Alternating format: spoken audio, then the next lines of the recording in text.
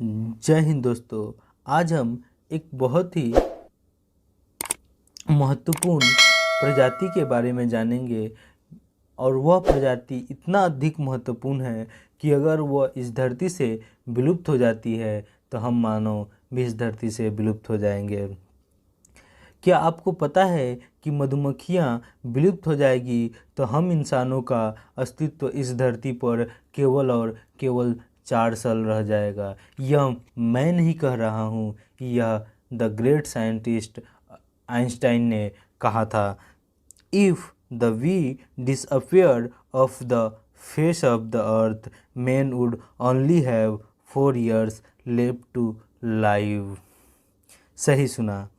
इतना ही नहीं, बी को इस प्लैनेट का सबसे महत्वपूर्ण प्रजाति घोषित किया गया है, वह भी एक बहुत बड़े ऑर्गेनाइजेशन के द्वारा जिसका नाम है द अर्थ वॉच इंस्टीट्यूट। इसने अपने last meeting the royal geographical society of London, जो कि सितंबर 2021 में हुई थी, उसमें मधुमक्खियों को इस धरती का सबसे महत्वपूर्ण प्रजाति घोषित किया है।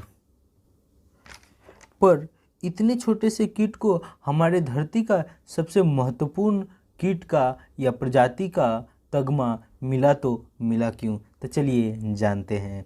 मधुमक्खियाँ ऐसा क्या करती हैं कि इनके बिना हमारी धरती पर हमारा अस्तित्व खत्म हो जाएगा। मधुमक्खियों के महत्व को समझने से पहले हमें क्रॉस पोलिनेशन को समझना होगा। वास्तव में पेड़ पौधे हमारी तरह एक दूसरे के पास चलकर तो जा नहीं सकते हैं, तो इनके रिप्रोडक्शन की क्रिया में यह मधुमक्खियाँ महत्वपूर्ण भूमिका अदा करती है। कैसे? चलिए जानते हैं। जब भी यह मधुमक्खियाँ फूलों पर बैठती है तो मेल पार्ट से पोलन ग्रेन्स यानी कि पराग को अपने साथ लेकर जाती है, और जब यही मधुमक्खियाँ पुनः फीमेल पार्ट पे जाती है तो यह पराग के दाने जो इनके शरीर पर लगे हुए थे वह ओवरी से मिलकर रिप्रोडक्शन की प्रक्रिया को संपूर्ण करती है। इस पूरे प्रक्रिया को ही क्रॉस पोलिनेशन कहा जाता है। इस क्रॉस पोलिनेशन प्रक्रिया के कारण इस धरती पर 70 से अधिक प्रतिशत खाद्य पदार्थ उत्पन्न होते हैं, जिसमें से सब्जी से लेकर फल, नट्स, महत्वपूर्ण पेय और महत्वपूर्ण पहनने योग्य कपड़े भी इसी लिस्ट में शामिल है। तो चलिए थोड़ा सा इसके बारे में जान लेते हैं। सब्जियों में क्रॉस पोलिनेशन प्रक्रिया के कारण गाजर, पत्ता गोभी, प्याज, बैगन जैसे सब्जियां उगती हैं। फलों में क्रॉस पोलिनेशन की क्रिया के कारण सेब, तरबूज, खरबूज, आम जैसे रसीले फल भी उगते हैं। काजू, पिस्ता जैसे सूखे मेवे भी इसी क्रॉस पोलिनेशन प्रक्रिया के कारण ही होते हैं। खाद्य पदार्थ ही नहीं, इस पोलिनेशन प्रक्रिया के कारण हमारा सबसे प्रसिद्ध पेय पदार्थ जिसे हम कॉफ़ी के नाम से जानते हैं वह भी इसी पोलिनेशन क्रिया से संपन्न होती है, या यूँ कहें कि इसी पोलिनेशन प्रक्रिया के कारण हमें कॉफ़ी जैसा पेय पदार्थ मिलता है। इतना ही नहीं, कॉटन जैसा प्रसिद्ध पहनने वाला कपड़ा भी इसी क्रॉस पोलिनेशन प्रक्रिया के कारण ही होता है। तो सोचिए, अगर यह क्रॉस पोलिनेशन की प्रक्रिया न हो तो क्या होगा। इन मधुमक्खियों के विलुप्त होने से हम इंसानों पे ही नहीं बल्कि इस धरती पे रहने वाले जीवों पे भी इसका प्रभाव पड़ेगा। खाद्य श्रृंखला के आधार पे इस धरती पे रहने वाले जीवों को 3 भागों में बांटा गया है: शाकाहारी, मांसाहारी और सर्वाहारी। जब इतने प्रकार की फसलें इस धरती पर नहीं रहेंगी तो शाकाहारी प्रजाति की खाद्य की आपूर्ति भी नहीं हो पाएगी, जिससे यह शाकाहारी प्रजाति इस धरती से विलुप्त होने के कगार पे आ जाएंगे। और हमें यह पता है कि हमारा जो इकोसिस्टम है उसमें से कोई एक भी विशेष प्रजाति नष्ट होती है तो हमारा पूरा इकोसिस्टम बिगड़ जाता है और हमारा पूरे धरती पे जीवन का अस्तित्व खत्म हो जाएगा। तो सोचिए कि अगर शाकाहारी वर्ग ही इस धरती से गायब हो जाएगा तो मांसाहारी और सर्वाहारी प्रजाति इस धरती पे कैसे ट्रेवल कर पाएंगी। इसका मतलब है कि हम अगर इस धरती पर रहना चाहते हैं या अपने अस्तित्व को बनाए रखना चाहते हैं तो हम सबको मिलकर इस धरती से मधुमक्खियों को विलुप्त होने से बचाना होगा।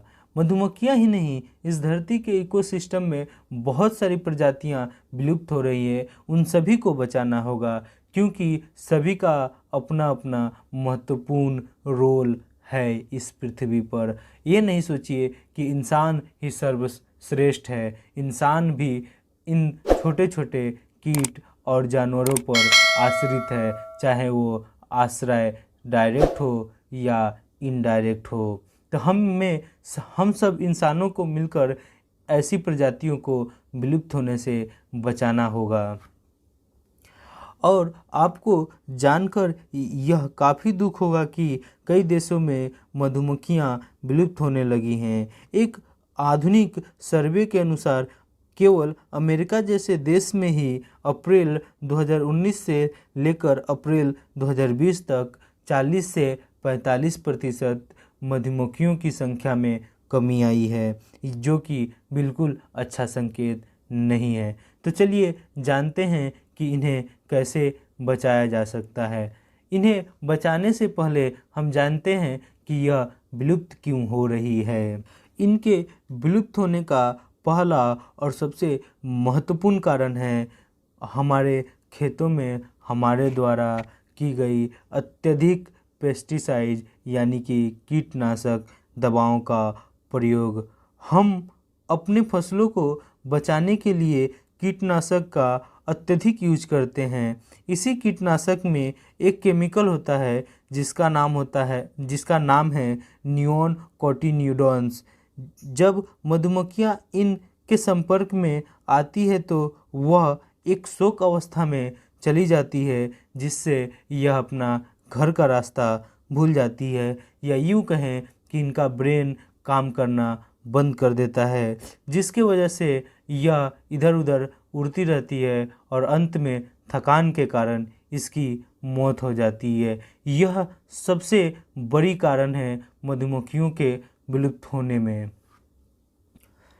इनके विलुप्त होने के दूसरा सबसे बड़ा कारण है इनके शरीर पर परजीवी का हो जाना, या यूँ कहें कि इनमें एक प्रकार की बीमारी उत्पन्न हो गई है जिसे भैरोवा माइट्स कहा जाता है। यह एक प्रकार की परजीवी है जो इनके शरीर पर बैठकर इनके अंदर से खून चूस लेती है, और जिसके पश्चात इनके पैर और पंख काम करना बंद कर देता है और यह नीचे गिरकर मर जाती है। इस प्रकार की बीमारी या इस प्रकार का परजीवी सबसे पहले 2006 में खोजा गया था, जिसका नाम दिया गया है CCD यानी कि कॉलोनी कोलैप्स डिसऑर्डर। इन मधुमक्खियों के विलुप्त होने का तीसरा और सबसे महत्वपूर्ण कारण यह भी है कि इन मधुमक्खियों के इतने बड़े महत्व को हम में से बहुत कम ही लोग जानते हैं। अगर हम इनकी महत्व को लोगों तक पहुंचाएंगे तो शायद यह मधुमक्खियां विलुप्त होने से बच जाएगी। जय हिंद। तो आज के इस वीडियो में इतना ही। हम फिर मिलेंगे किसी नए वीडियो में किसी नए टॉपिक पर।